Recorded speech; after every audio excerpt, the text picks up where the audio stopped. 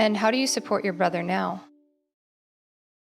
So I became his legal guardian a little over a year ago, it's a legal court document that basically continues. So it's like he never turned 18.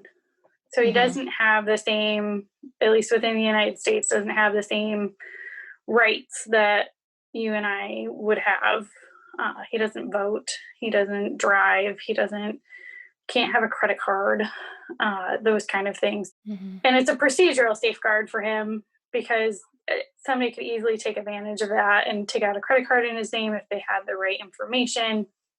And this way, it just protects him financially and it protects him against abuse. And if I need information from a doctor, I can get it. That's probably the biggest thing. And it looks very different in very different states, but it's interesting being legally responsible for another individual.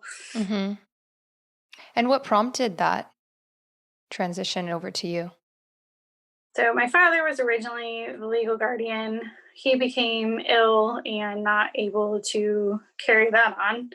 And at the time when they did it originally, before he turned 18, I wasn't 18 yet, so they couldn't have me on as a backup. So in the midst of medical crisis, we had myself as co-guardian.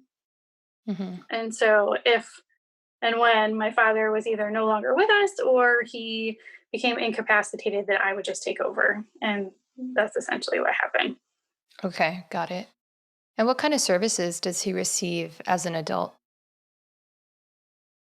Not much. I'm learning that this is a worldwide issue, that there's Hmm. not a whole lot of things for adults, but he currently lives in a group home. So that's considered rehab or something. And then pre-COVID, he would go to an adult day training type center. He was getting speech. I wouldn't call it quality when he was in New York, but he was getting it. Um, and I think there was an OT that just consulted. I'm not 100% sure, but they tried to. I mean, they had goals for him and things that they were working on. Hmm. Yeah. Um, what's your relationship like with him now? It's good. So, right at the peak of COVID, was still in New York for a long time, and I live in Florida. That's a 2,200-mile commute anytime something would come up. And so we had given the group home 90 days that we were going to move him down. Well, 90 days was beginning of March. And so it hit New York harder first. We still went and got him. I jokingly say my next, if I ever write a book, it'd be like how to move your sibling across the country in the middle of a pandemic and get him placed in 5 weeks. Mm. So, with everything considered, we were able to get approval through the state probably within 2 weeks that he qualified for. You have to prove that he has a developmental disability, and there's a whole process. We were able to do that, and then it was just a matter of time before somebody had a bed open. And the state of Florida closed down admissions to certain types of group homes. So the ones that kind of fall under state jurisdiction, the one he's in is a federal jurisdiction because that's all that was open. Mhm. So in the meantime, we used a company called Flying Angels to get him down here. So there was a nurse that sat with him on the plane. And then, she said, I'm going to go get all my, CEs done for the year. And all of her conferences ended up being canceled. So I reached out to her and said, hey, what are you doing for like the next month? And so she came and helped, Mhm. which was huge.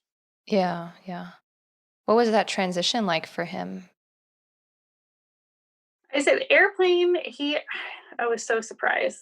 He actually loved the flight. There's so many things that could go wrong, right? And I was more worried about the other passengers than him, really. But he did great on the flight. We brought my father's old car with us. So he had like a familiar, so he popped right in the Jeep and we took off, and he kept looking around at the water and looking at us and was like, well, this is crazy. He left the snow.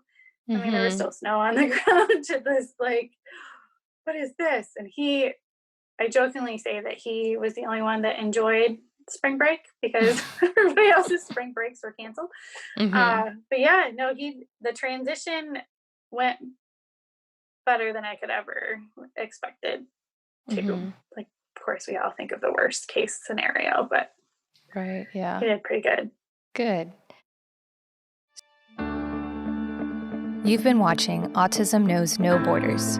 If you like this video, please give it a thumbs up and subscribe to our channel. Also, we'd love to hear from you, so let us know what you think in the comments section. Click here to watch this interview in its entirety. You can also find us on your favorite podcast app. Tune in each week for engaging conversations of how people across the globe are inspiring change and building community. Thanks for watching. Take care.